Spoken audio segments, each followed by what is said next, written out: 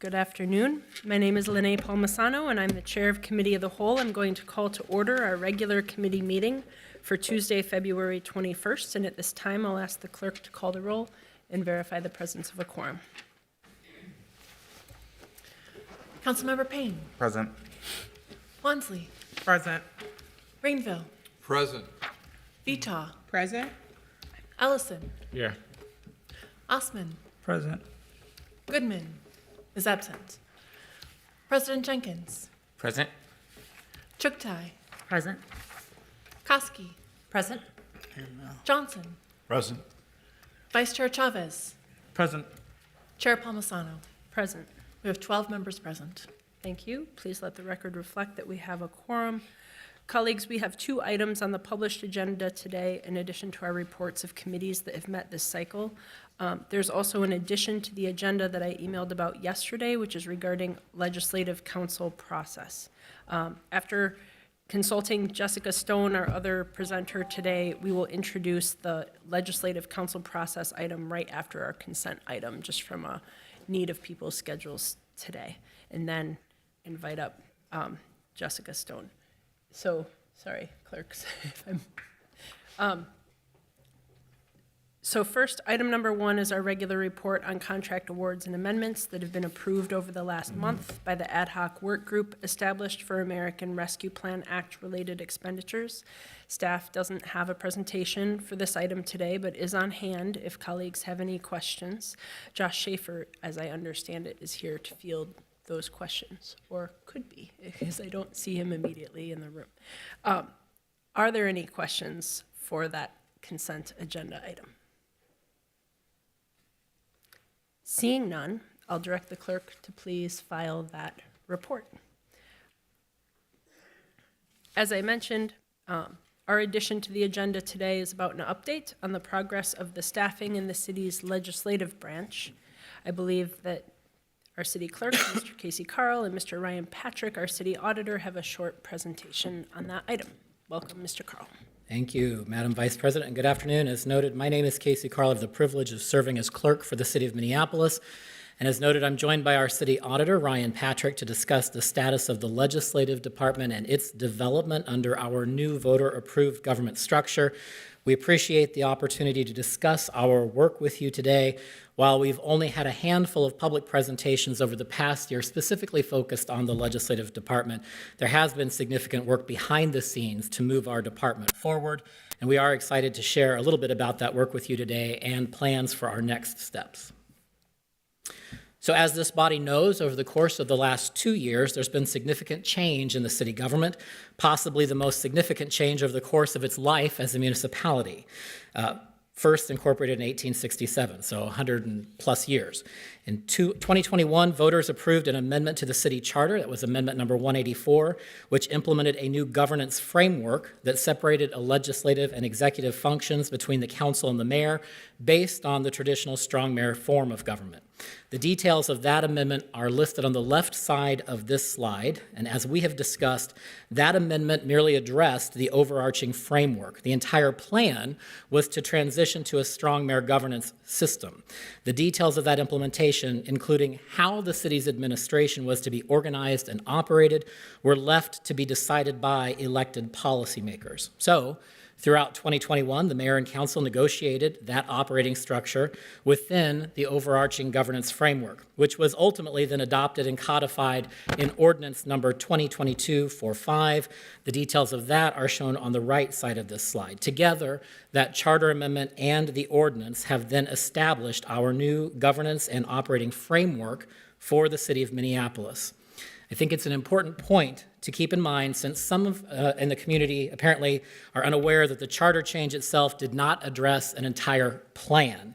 The plan was to create a traditional strong mayor system of governance, separating and clearly defining executive and legislative functions, and leaving to elected officials the details to decide how to organize and operate the administration.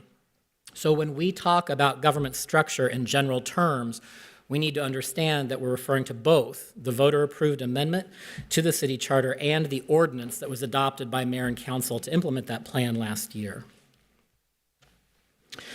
This slide shows the outline of the 6 new chapters that were created through that government structure ordinance, which was finally enacted this past October. As highlighted on the slide, you can see the ordinance included Chapter 8, which focuses on the City Council and the creation of a legislative department.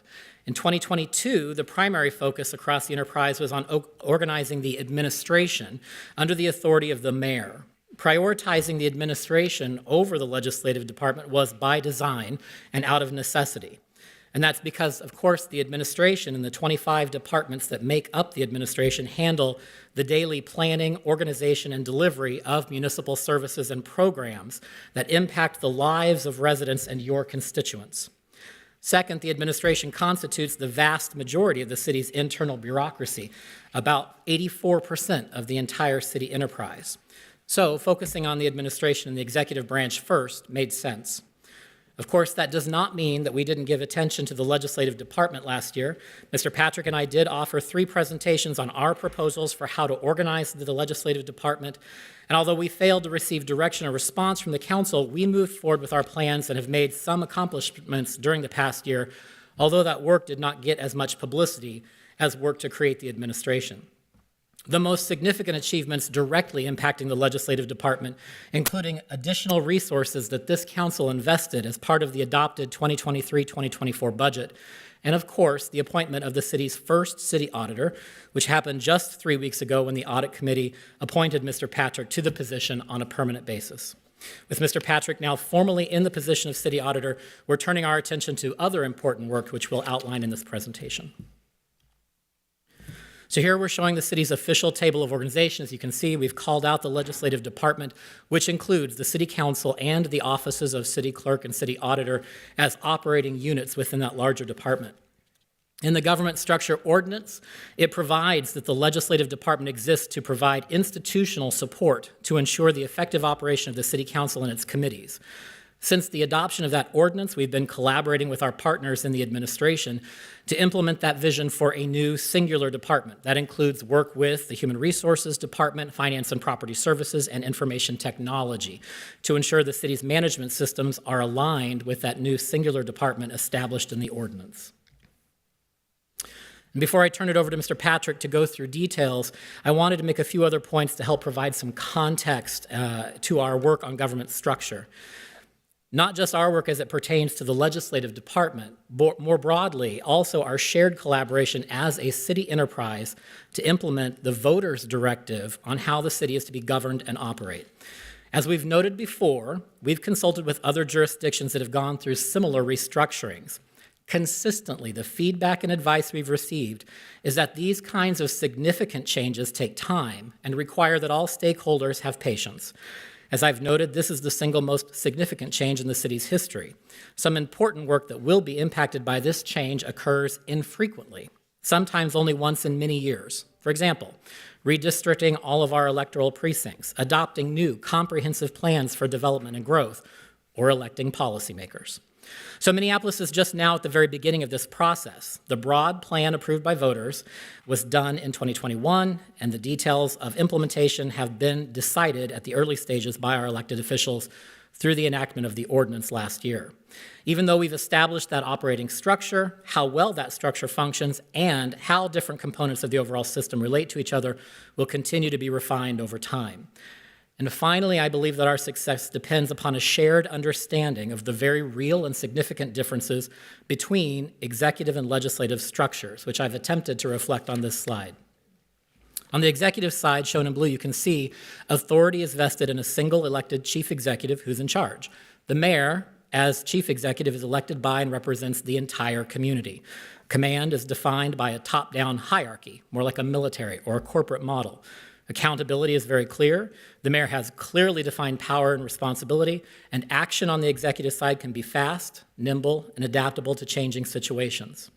On the legislative side, shown in green, you can see authority is vested in a multi-member elected body of equals, where there is no one individual in charge. Directions are often driven by the need for collaboration, consensus, and compromise. Accountability is mutable, based on the majority of the moment. Members are each elected from a portion of the community. Individuals have no power or responsibilities because all power is vested in the body. and action is slow, deliberate, and not easily changed. As you can see, the two branches are fundamentally different by design in terms of roles and responsibilities that are assigned to them and how they are designed to accomplish those responsibilities. The executive branch resembles, as I said, a corporate model of top-down accountability and a chain of command structure. The legislative branch is more diffuse, like a web, where there is no clear chain of command. As we move forward, then, we need to remember that structuring and operating the legislative branch is and will be different than the executive branch. And one of the immediate differences is that decisions are not quickly made and inevitably will require much more consultation, more consensus building, more collaboration, and more compromise.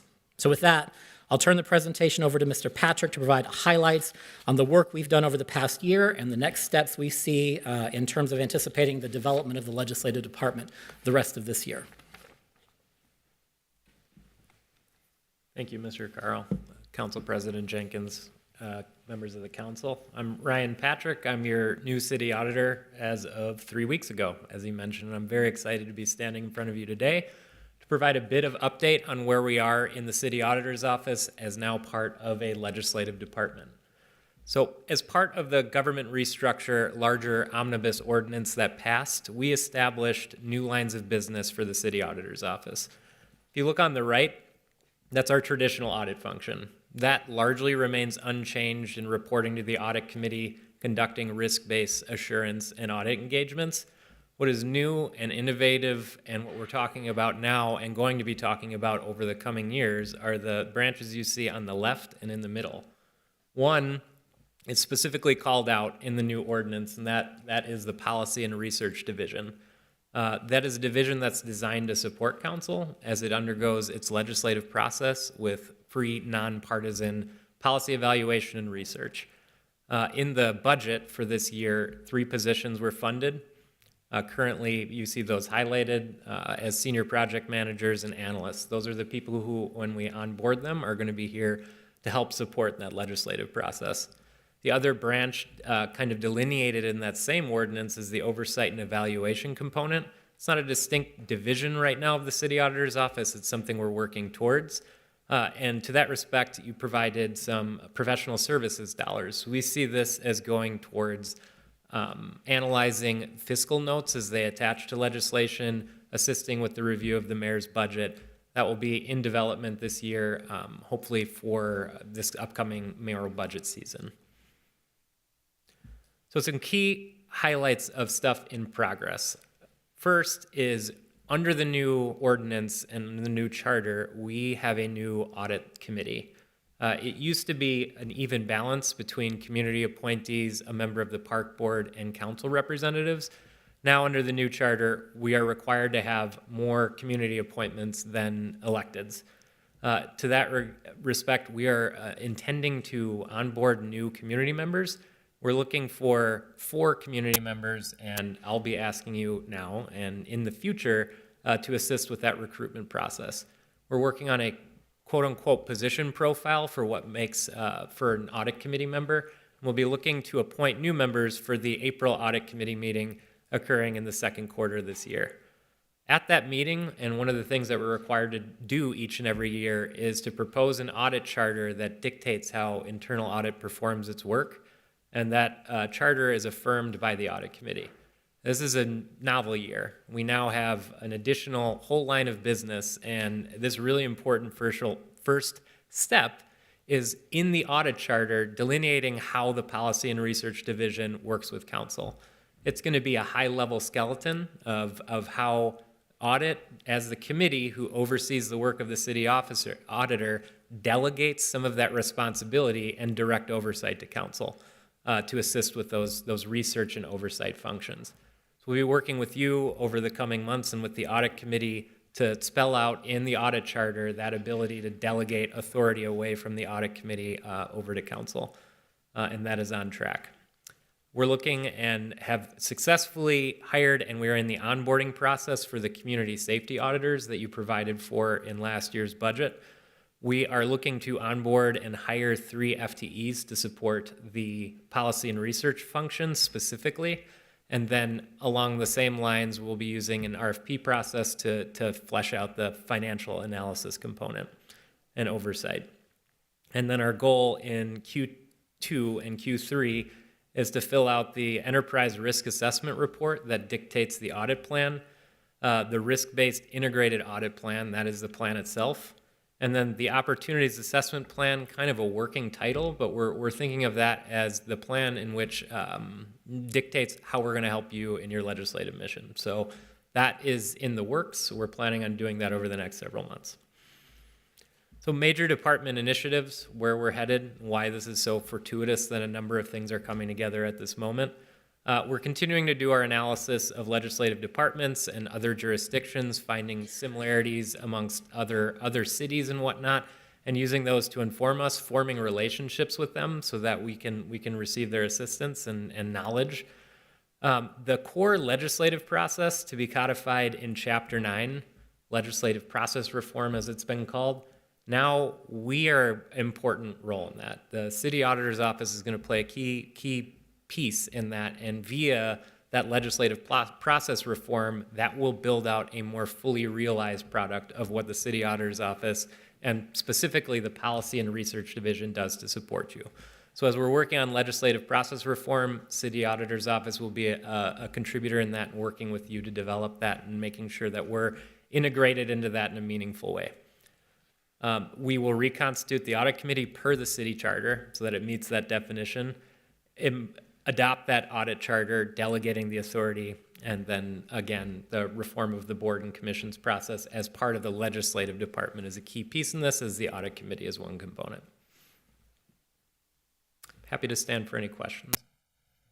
Thank you for that presentation, Councilmember Wansley. Thank you, Vice President Palmisano. I just want to first say thank you so much to Mr. Patrick and Mr. Carl for this presentation. For the past year, my office has been raising the fact that government structure conversations thus far have exclusively focused on the mayor's executive side, while the council legislative process was a bit neglected. I have continued to raise, these issues and, in regards to how it's made it extremely difficult for me and my staff to do our jobs. Just for example, we'll email to department heads asking for similar information and get one response saying that we can meet with them to get questions answered. And then another one will say, well, that will violate government restructure. Also, has been expressed by various departments that there is not clarity around the process on how to respond to past legislative directives.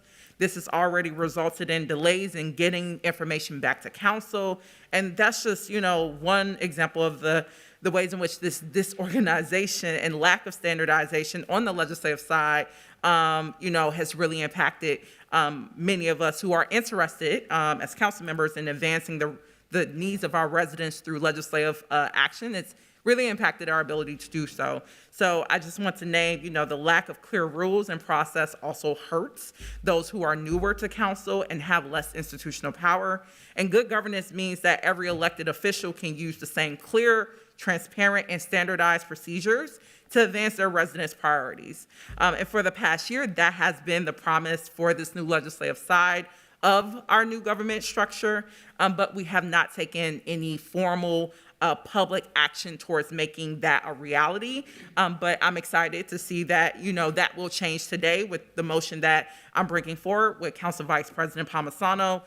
This motion will build upon the work that our staff, Mr. Carl and Mr. Patrick have already done, and we'll formally have you all come back in May to this body with a comprehensive list of recommendations of how we can continue standardizing and making efficient and effective the legislative side of our government. So moving forward also means that we'll be able to make informed decisions about how we can support the legislative side of our department going into the 2024 budgets as well. So I'm looking forward to working with CV Palmisano and all of my colleagues throughout this year in this government structure subcommittee to make sure that it's all about the legislative side. We can give that all the love, the TLC that it needs and has been needing. And it's in everybody's interest to invest time and energy into making sure that we have a legislative body that is able to really advocate for working class people's interests, using our full authority, and not just become a rubber stamp of, a rubber stamping body for the executive side. So I'm really excited to see that work move forward, and thank you all for what you've done thus far. Thank you. Councilmember Payne. Thank you, Vice President Palmisano. Yeah, I'm wondering what your thoughts are, and this is kind of speaking from context that we share of working at the staff level, basically doing a lot of this policy work to enact ordinances. And we know under the previous government structure, there wasn't this like bright line between administrative work and legislative work. And so a lot of the staff across every department would be tasked with policy work whenever it was appropriate.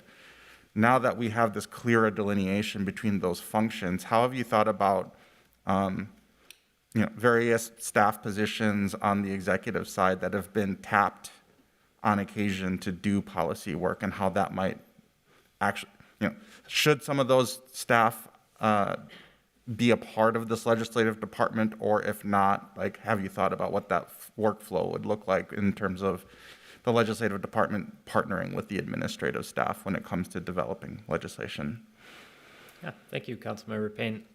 There are always going to be subject matter experts in departments who know the work, and in audit, we always collaborate with those partners.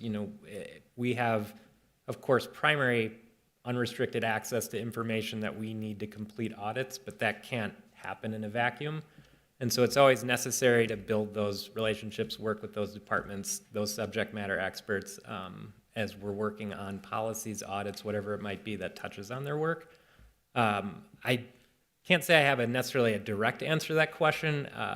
Safe to say that this is always going to be collaborative. The city auditor's office is always going to work with those people, and part of figuring out how that that relationship works is a big part of understanding this whole process and developing it. Yeah, I would just say, it's something I think we should be really intentional about as this department and capability matures, about who's best suited to do the work. And like you said, a lot of those subject matter experts are kind of throughout the city enterprise. And I just want us to kind of think intentionally about where they can be most effective. Absolutely. Thank you, Councilmember Payne. I put myself in queue to just speak a little bit to your presentation first. I appreciate how you framed these slides in your comments in terms of explaining that we have two separate but related actions that created the new government structure. First, the charter amendment approved by voters that addressed the system of governance, but second, the ordinance that created our operating structure with departments. And that's really our own creation as a governing body. In keeping with that, I think it would be helpful for us to consult with the Charter Commission on future changes that would support further implementation of this new structure. After all, they were the authors of the charter amendment that was approved by voters. They can always propose additional amendments in the future. I understand that's not on the plan for this year. At this point in time. But the Charter Commission has a working group that is tasked with considering government structure issues, and I think it would be good for our government structure subcommittee to collaborate with them. My colleagues might remember we heard from the chair, Barry Clegg, at the time last year when we were looking at executive structure stuff. So I think the city would benefit from collaboration between our council and the subcommittee and the Charter Commission to identify remaining issues, right, for government structure implementation, to prioritize them, and then determine which ones can we address ourselves and which would need to be referred to voters. Then I think we can have an action plan for pursuing those changes that we agree are necessary and important to do internally. So that's kind of a third leg of what you all were saying. So I would appreciate hearing feedback over the next day or two from colleagues on that idea. So long as there's consensus on that approach, I could bring forward an additional motion to that effect for our full city council meeting on Thursday. I want to acknowledge Councilmember Wansley helped to draft this motion that is before you that was sent out yesterday, that really, the first two are really about what our next steps are as a council, what our priorities are in terms of legislative process. Items 3 and 4 are really more the items that the city auditor and our city clerk have been working on. And then this last piece, really shows how we're going to bring that regularly out in the open and have conversations about how we work on this legislative process. So I I do appreciate this motion, and I'm not sure if you have, but Councilmember Wansley, could I presume that you've moved approval of this motion? Yes, move approval. So then, is there any discussion on that motion? And I see others in queue, including and starting with Councilmember Koski. Thank you, Madam Vice President, and thank you to our city clerk, Casey Carl, and to our new city auditor, Ryan Patrick, for this presentation and for all of your ongoing work. On a separate but related note, we did spend most of last year defining and building out the executive branch, and which made and still does make sense to me. So I agree it's appropriate, though, that now we work on defining and building out the legislative branch. And I think the motion being brought forward today by Councilmember Wansley and Council Vice President Palmisano is part of that work. We are the first mayor and the first city council to serve under this new government structure. All of us were elected into new roles with new responsibilities, even those of us who've been here for years. And we're still figuring out what our roles and our responsibilities are, and what our roles and what our responsibilities are not. That being said, at some point, we're going to need to work on defining how the executive branch and the legislative branch work together. We're elected to govern together, the executive branch and the legislative branch, the mayor and the city council, and I feel that that's not happening. What are our shared values? What are our shared priorities? I believe we do have shared values and shared priorities, but we haven't taken the time to discuss them, to agree to them, or to do strategic planning for them. We've worked together this term, and we've been able to accomplish things nonetheless, but could we move the needle so much further if we worked together? The mayor came out with his priorities a week ago or so, and while I'm glad to see his priorities, I would have preferred to see that the mayor and the city council come together and agree on shared priorities. In fact, I've asked multiple times that the mayor and the city council come together and agree to share priorities and do strategic planning. When the mayor and the city council run in different directions, or rather when the mayor and 13 council members run in different directions, we're left without a clear path forward. And I feel that that's where we are right now, and that's not good governance. It's our responsibility in this moment in time to build out a system of good governance and to set this institution up for success for decades to come. It's my hope that before our residents elect the next city council, which our residents are going to do later this year, that we can come together to set the mayor and the next city council up for success, to set up a process by which the mayor and the city council can agree to shared values, shared priorities, and to do strategic planning so that we can work together to accomplish them. And it's my hope that by putting this out there, I can put some pressure on the situation so that we can come together and get the work done.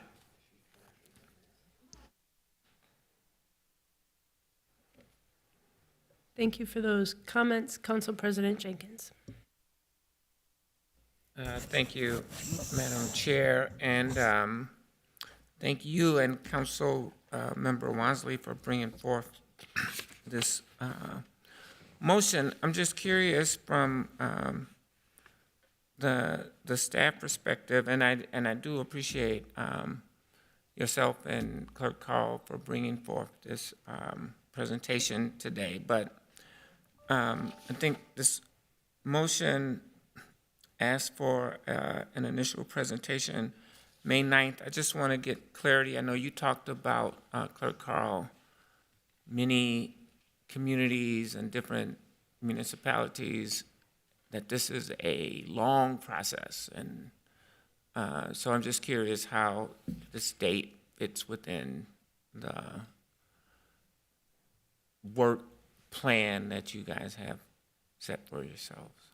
Council Vice President, to the Council President, I think this would be my understanding, and I would look to the authors of the motion to tell me if I'm wrong. The May 8th presentation would be intended to be the first of many presentations. I would think of them as status reports as we're going along, both to update the governing body and get direction back from all of you that we're in the right direction, to course correct as needed, but also to keep this conversation in the public sphere so that the public, whom you represent as the proxy of the people, are aware of the work that we're doing collectively on the legislative branch. I think that the advice from other jurisdictions that have gone through similar government structure changes is that a significant portion of change will be made right up front, but you will continue to refine and tweak your processes and systems over many years. The city of San Diego, one of them that we've identified as a benchmark, went from a council manager system of government to a strong manager system of government. They're now 12 years in since that change was made, and according to some of their senior staff, they still, 12 years later, find, oops, we need to decide how does that get done in this new structure, because some things only come up in very long cycles. And so I think the admonition to patience is that long-term perspective. So I think that as we think about the legislative department, I don't mean to put words in Mr. Patrick's mouth, he can correct me, but I think we'd like to see a big chunk of that work done this year. I think that the next term of council, as Councilmember Koski pointed out, will be us testing and refining and perfecting those systems and processes and tools so that by the time we do the next full municipal election in 2025, the council as a body is resourced appropriately, has the tools, systems, processes, rules, guidance needed so that all the members coming in are on an equal footing and can participate as legislators, as part of the body in governing both the community and in overseeing the work of the city enterprise. So I think that's the intent. If I'm wrong, certainly the Vice President or Councilmember Wansley will correct me. No, thank you. I appreciate that. You know, I just want to have real clear expectations, as well as understanding the capacities of your respective departments, but more broadly, you know, our departments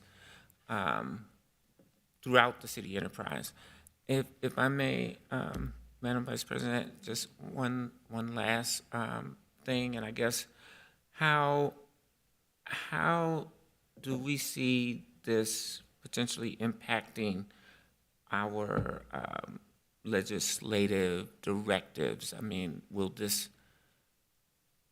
fully formed policy and research department sort of help us to minimize the use of legislative directives, in your opinion, or do you have any thoughts around that? I'll take a stab at that, Council Vice President, and certainly defer to the city auditor. In our conversations, I don't think it has ever been anticipated that the auditor's office or the legislative department in itself would assume the lead or primary responsibility for responding to council in terms of its legislative directives. The real subject matter expertise of the business of those departments is in those departments. And so I think, to paraphrase Mr. Patrick, it's always going to be a collaborative process where we in the legislative department reach out to and engage with our peers and our colleagues and get input from them. It may be an independent analysis. There may be some, review of that data. There may be a separate review of comparable jurisdictions done by our department, especially in terms of like a baseline analysis. But I can't imagine many scenarios where we're talking about current policies and current operations, and we wouldn't reach out to the subject matter experts that are embedded in our departments and are responsible for the delivery of those services that touch people's lives every day. I also would say, just very quickly, Council President, I appreciate the comment you raised about the impact on departments, including ours, not just ours, but all departments, in terms of capacity. Certainly one of the things I think this council is well aware of is the capacity limitations of the enterprise right now as we are both undergoing a restructuring and a significant effort to rebuild city government, but also multiple efforts, and I'll use the umbrella term, rebrand the city. And so I appreciate the comment about being careful about stretching capacity too thin. Councilmember Wansley. Thank you, Vice President Palmisano. I just wanted to consult with clerks. I know I somewhat made the motion earlier to formally introduce the motion. Do we need a second on that? Madam Chair, Councilmember Wansley, since the motion already has two authors, the second is implied. Awesome. Well, I just want to make sure that was recognized technically. All right. All right, just double checking, not seeing any other people in queue. I'll just ask all in favor of this motion to just please signify by saying aye. Aye. Any opposed? That motion carries. Thank you. Thank you for your time. Thank you for this presentation. Moving on, next on today's agenda is an update on the Good Cause Program. The Good Cause Program is a relaunched, data-driven program that restricts expansion of rental license portfolios for property owners with a demonstrated history of safety and livability issues. I've invited Jessica Stone, our Manager of Alternative Enforcement, to give the presentation on this item. Welcome. Thank you. Good afternoon, Chair Palmisano, Council President Jenkins, and council members. My name is Jessica Stone. I'm the Manager of Alternative Enforcement Team and Regulatory Services.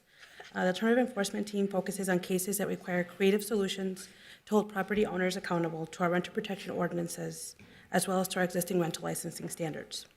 We do this after the routine inspection process has been exhausted and there continues to be non-compliance. Some tools the team uses to get compliance include conducting portfolio inspections, filing tenant remedy actions, and administering programs like the Good Cause. I'll be presenting to you a high-level overview of the Good Cause program today. I think we need a second to load the presentation here.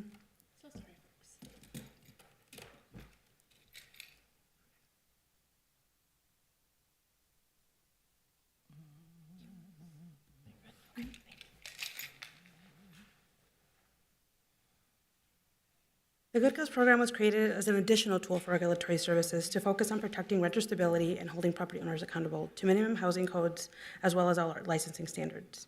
The main objectives of the program include avoiding displacement, accountability to the standards, and preventing the expansion of renter portfolios for property owners and managers that have a pattern of noncompliance.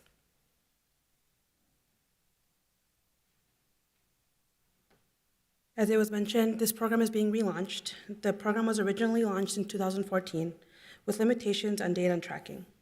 In the relaunch of Good Cause, the data was used to focus on actions that result in mismanagement of rental properties.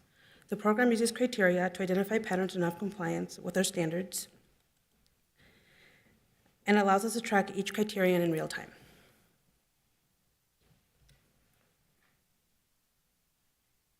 All rental license properties were reviewed and assigned a point value for violations in 5 areas: citations, fines for outstanding violations or repeated violations, founded complaints, which are violations confirmed by an inspection after a complaint had been made, Tier 3 property condition score, which is a categorization of properties that have various life safety and quality of life code violations impacting renter livability. Unlawful occupancy that occurs when units or rooms are being used for residential purposes without the proper permits or housing codes being met, and rental license actions, operating conditions agreements, revocations, and tenant remedy actions. Portfolios that met the threshold of points were placed into our Good Cause program.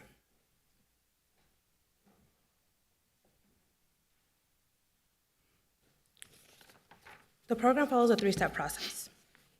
First, we work with our internal analyst team to validate the data for our 5 criteria. Data is reviewed to identify property owners and managers that will be placed in the program, which creates our Good Cause list. Next, we notify all property owners that are placed in the program of their placement, and we also let them know that any new rental license applications will be denied for a period of 2 years. Finally, we monitor the results to ensure we prevent the expansion of rental property portfolios for property owners in the program. Staff cross-check all new rental license applications against the Good Cause list. If a new rental license is received for a property owner on the Good Cause program, the license will be denied and not processed. Property owners have the option of entering into a voluntary conditions agreement if they would like regulatory services to consider issuing a new license.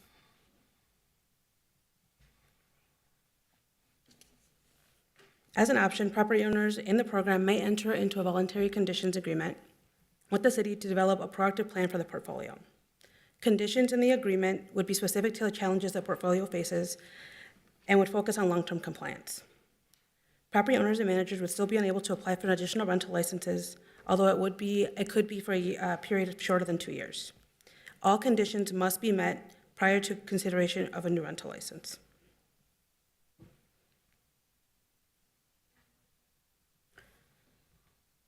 If a new rental license application is received for someone on the Good Cause program, a letter would be sent to the affected property owner and manager notifying them of the denial of the license. Property owners can appeal this in writing. An administrative hearing would be scheduled, and at the hearing, the property owner and city would present their case to the hearing officer. The hearing officer would send the recommendation to you, the city council, within 30 days of the hearing. At that point, the decision of allowing a new rental license or denying it would come before the council to make a final decision.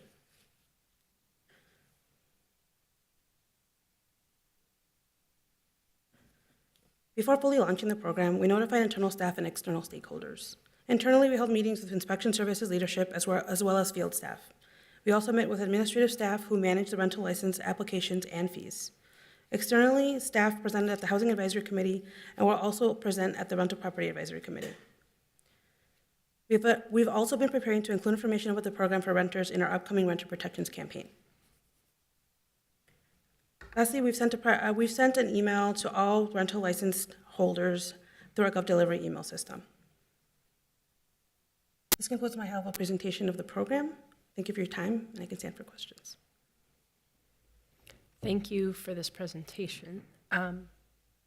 There are a number of council members here on the dais who have experiences working with displacement of residents when their buildings that they live in are being mismanaged, and I appreciate this data-driven approach. There's a couple people in queue now. I'll start with Councilmember Wansley.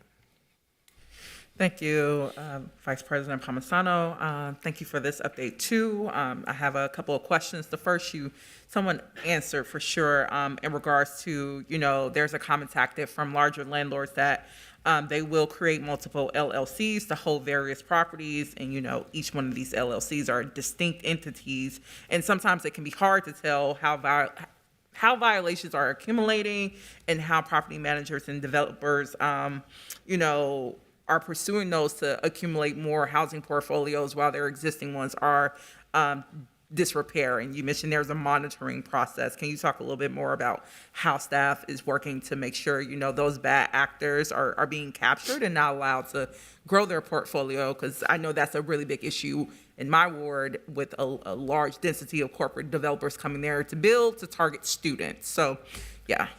Thank you for your question, Councilmember Wansley. We do have better data tracking tools available to us today. One of them we like to call our applicant match tool. So to your example, a lot of LLCs may come in and have different spellings, just may have different names altogether. What we are able to track are similar emails, similar domains, maybe phone numbers. If they use the same shareholder, our tool is able to capture that and then put them into what we're calling a portfolio. So those portfolios are then monitored and treated as one ownership or one entity versus having to track different LLCs.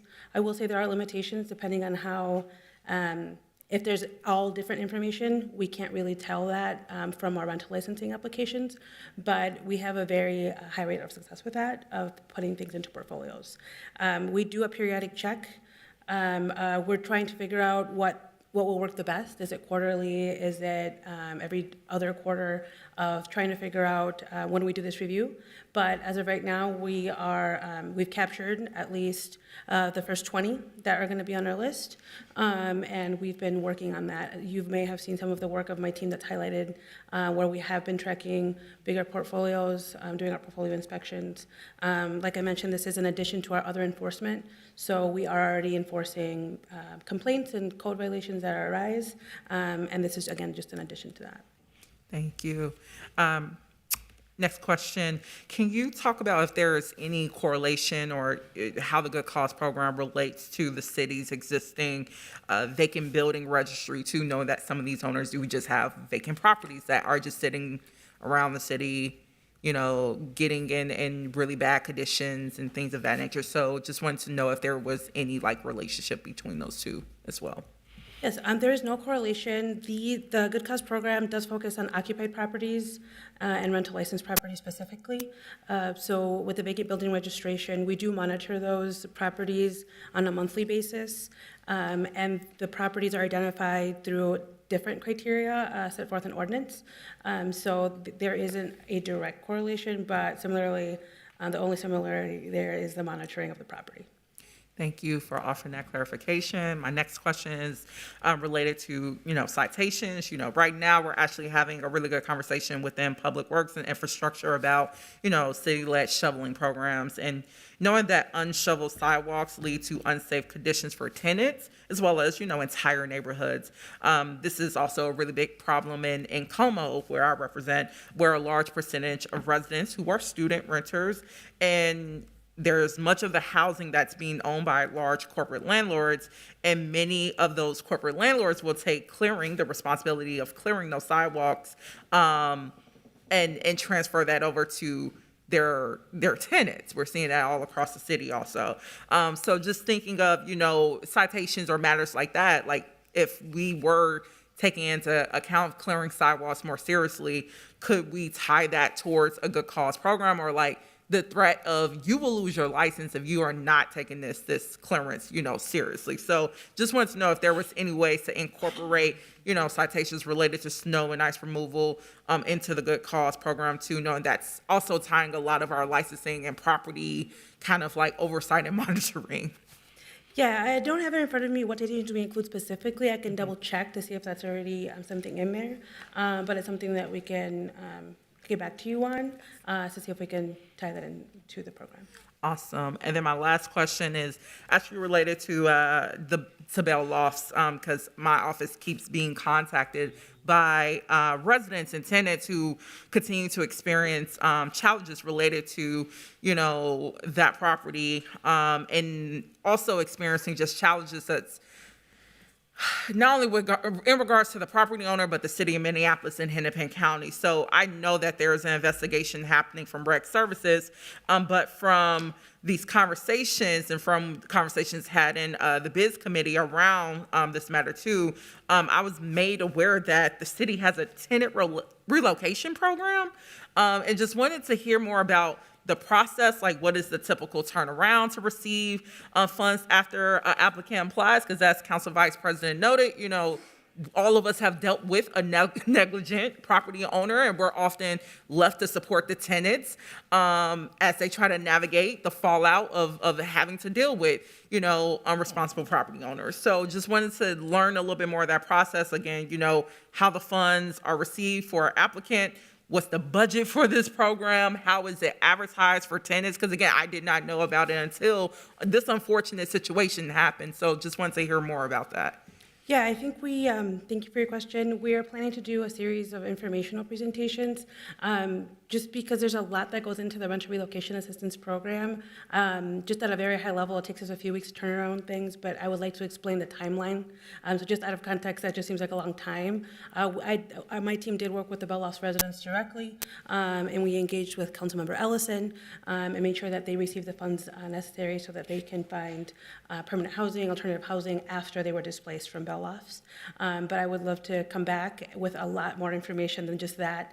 And it is one of our renter protection ordinances that, again, my team manages directly. So I would be your contact for that as well. Awesome. Yeah, definitely look forward to working with you to get more information around that for our offices, for our tenants to know that this is a resource for them. And, as legislative policymakers too, if there's any ways we can continue supporting that program so no one else has to fall into, the same situation that tenants of Bell Lofts are having to endure. No one should have to endure what they're going through. So any way we can prevent that and support initiatives like that, I think is great. So yes, look forward to following up with you about that. Definitely, thank you. Thank you, Councilmember Vito. Thank you, Madam Vice President. Thank you, Jessica. I adore you. You are one of the most brilliant people here. I don't have a question. I'm just praising you because you do such a great job, in particular on the north side.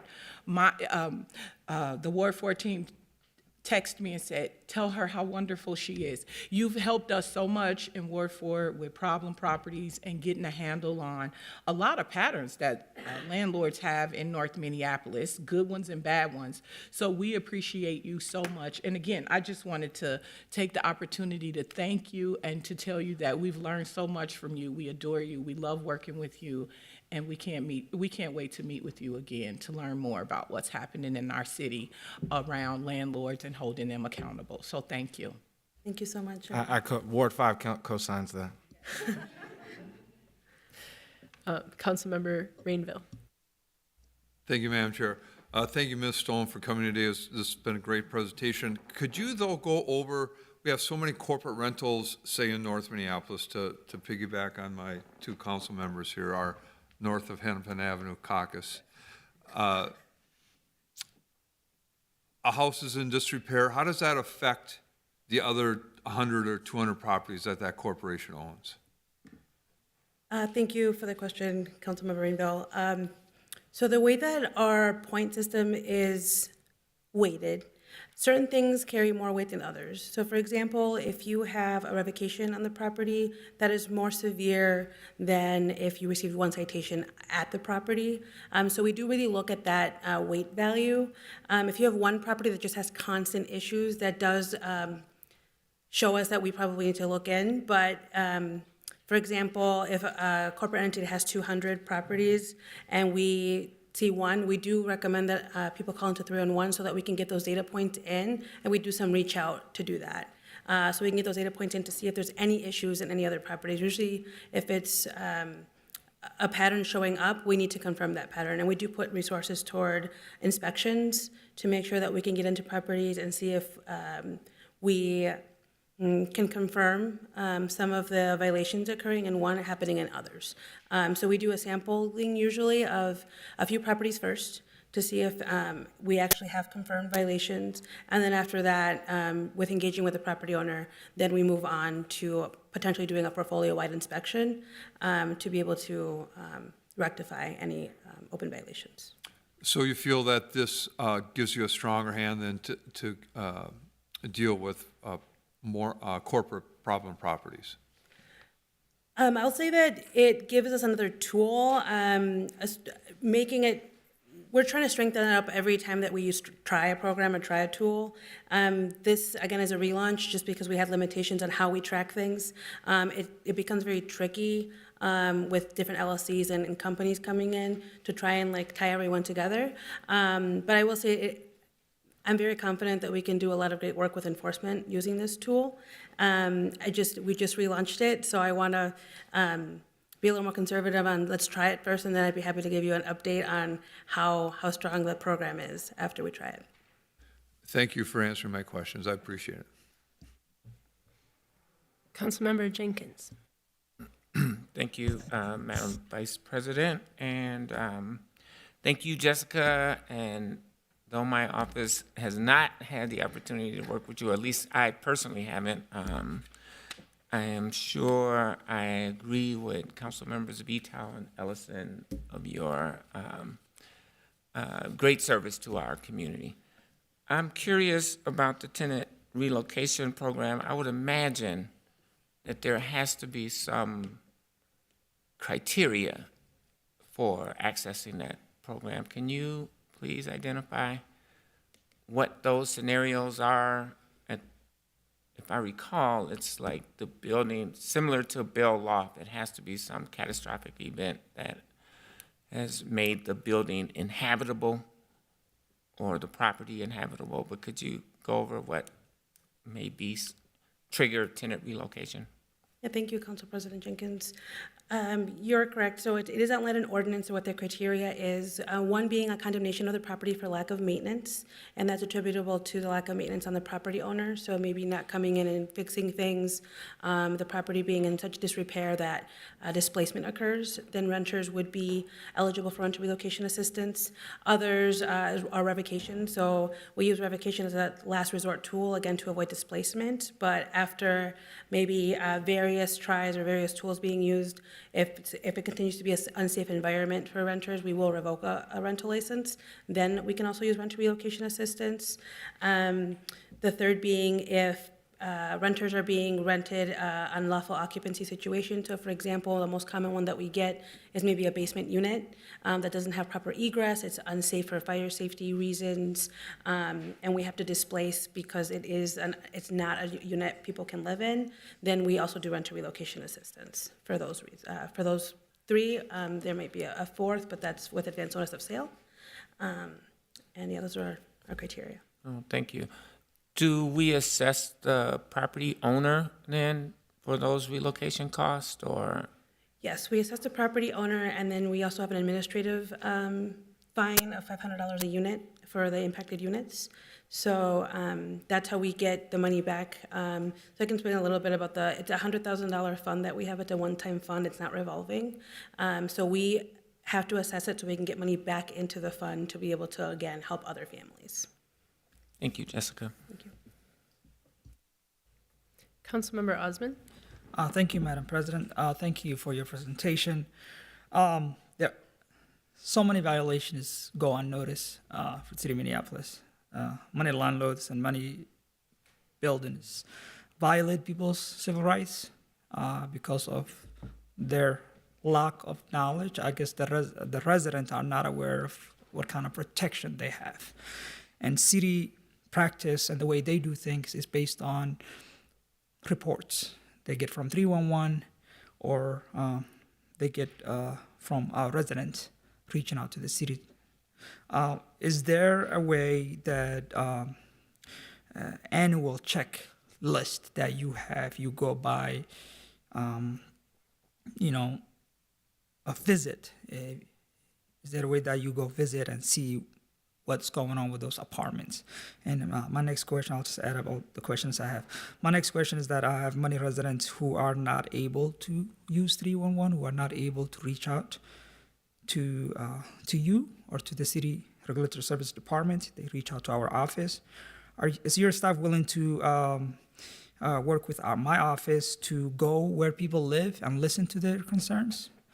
You will be surprised how many residents will tell you their stories, how they have been treated, and the conditions some of these residents live, and what this private owners or private management get away with.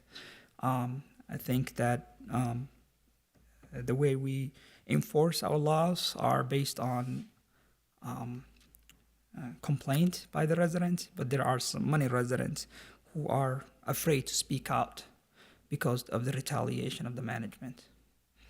Thank you for your questions, Councilmember Osman. So to answer your first question about maybe a more annual inspection occurring at rental properties, we do have our rental licensing inspections that happen on a tiered basis. So if you're unfamiliar with our tiering program, we have three different tiers: Tier 1, Tier 2, and Tier 3 for properties across the city that are rental licensed. Tier 1 properties get an inspection every 8 years, Tier 2 every 5, and Tier 3 every year. So those tiers are done in a similar way to Good Cause, where there is a different data points looked at and points evaluated. There's certain thresholds for each tier, and so inspectors do go out again on that schedule. So yes, we do go out before that schedule if there is a complaint. We are working, as I mentioned very briefly in the presentation, on a renter protections campaign that would be able to notify all renters of what their rights are, what protections that the city has available for them. There's quite a bit that we're doing and putting a lot of ARPA funding toward having it in different languages and just really talking through that. We do have a retaliation ordinance. We have housing liaisons that go out to the property and actually talk to renters and talk through what resources do they need, what's going on at the property, and they're not enforcement-based at all. So I would like to highlight the housing liaison team, and I'm sure that they will come to one of these presentations as well to talk about the work that they do. But knowing that even as an enforcement arm coming into someone's home, that is also can cause fear because some of the times we may see a violation that for life safety reasons, we need to address. And just that's a reality of some of the enforcement. So being very aware of that, this team comes in, and really talks through what can a neighborhood actually provide for you in resources, what can the city provide for you in resources, and how do we move forward and making sure that we can resolve these violations, even talking through, do you feel comfortable calling 311? Like, how can we help you? And so that isn't my team specifically, but I do work closely with that team, knowing that renters do have the fear of retaliation when we come out to properties.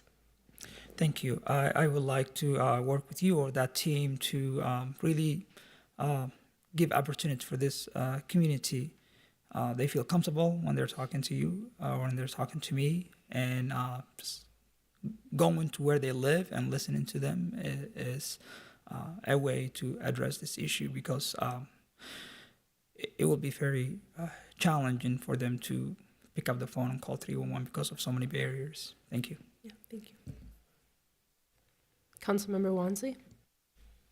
Thank you, Council Vice President. I just had a follow-up question in terms of, you mentioned, with the relaunch of the program, you had about, is it 12 or 20, properties that you're kind of assessing right now? I can't remember the figure, but you can address that secondly. But I just kind of wanted to know the ratio of what you're seeing, and Council Member Rainville's question kind of like raised this in terms of, how many corporate landlords are you seeing in, contrast to smaller landlords that are being kind of pulled into this program? Yeah, I don't have that in front of me, but I am happy to follow up and provide that information to you. Awesome. And then my next question, just thinking of situation with Bell Loft 2, and knowing that while we're dealing with property owners that might be creating, distinct entities through LLCs to accumulate more housing properties, sometimes they play this dual role of also holding commercial properties. Like, from my understanding, there's going to be considerations of, liquor licenses for other properties that they own. Do you also kind of weigh those things in tandem when considering other licenses that, housing property owners who are in this program, if they're seeking out additional licenses from the city, and kind of weighing all that together and approving or denying licenses? As of right now, we don't, just because it's not within our scope of enforcement. I think there would be more of like a business licensing thing. I know they also have a conditioned agreement that they can put on those license holders. But yeah, as of right now, we don't do that. Okay, thank you so much. Thank you. I put myself in queue to ask if our health department, vis-a-vis Patrick Hanlon, would like to just briefly comment on the green zone weatherization dollars that we're using ARPA dollars for.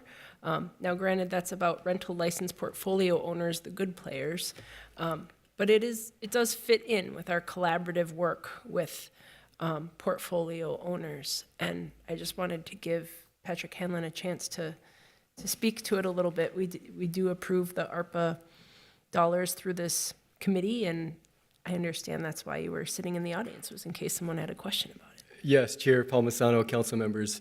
For both, I'd say with the ARPA funding, both for the weatherization work that we have, the weatherization dollars, we've been holding that money until the utility programs have come out with some programs that are beneficial to property owners who have low-income renters. So, and usually in energy costs, the costs of energy are passed on to the tenants. And so we're able to use those ARPA dollars, and the portfolio programs, the tiered programs that Reg Services has come up with, and the portfolio approach is really helpful, both with getting those weatherization dollars out there to property owners, maybe that are not in the problem property portfolios, but into property owners that can put some money into their properties that end up benefiting low-income renters. It's been really beneficial to get those dollars lined up to get into those properties, and as well with the Lead and Healthy Homes program to be doing lead remediation work. So we're really excited about the collaboration between the health department and Reg Services and being able to get resources out into programs that will benefit renters. Thank you. Thank you. Councilmember Ellison. Thank you so much. Madam Vice President. Just wanted to, don't necessarily have a question, but definitely wanted to highlight just how exciting this work is coming through Reg Services. If everything can feel so new when you're getting like a briefing in council, but like this work has been going on for a really, really long time, and it's been really difficult work to figure out. And I remember my first year in office, we were talking about how can we approach this work from a portfolio lens, right? Like that was happening my first year in office, and now here is the work, here's the culmination of that work being presented to us. It's really exciting. And so I just wanted to talk about how much I know it's been difficult to make this a reality, and how we've gone through many situations where we're going one unit at a time, or we're, having to kind of figure out which of these portfolios are bad one unit at a time in real time. And I also just wanted to name that this approach from a lot of my colleagues who are newer is a relatively young approach, right? And so for us to not take it for granted, I've mentioned it before how Reg Services was utilizing,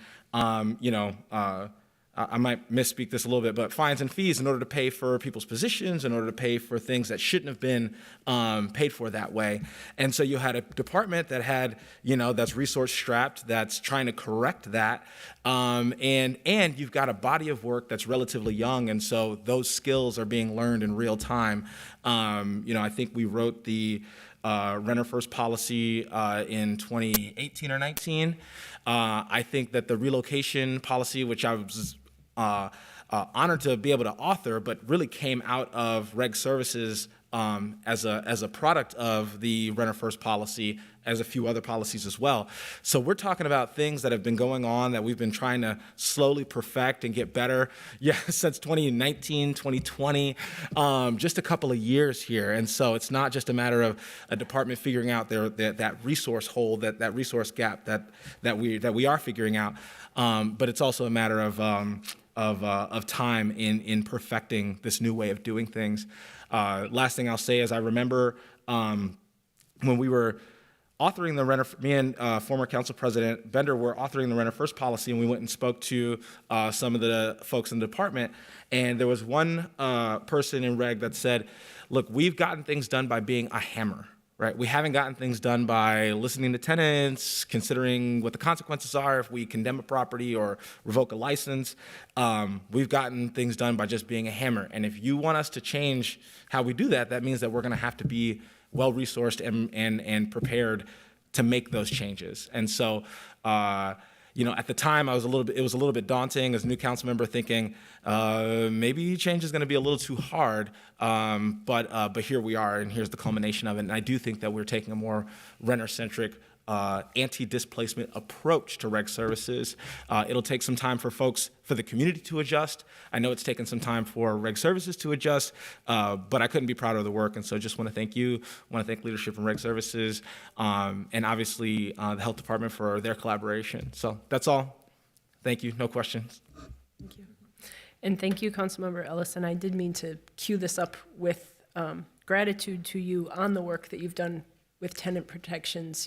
This is coming back in a new way, and we're able to look at these in a different way and look at the different, look at more things to try and string these problem property owners together.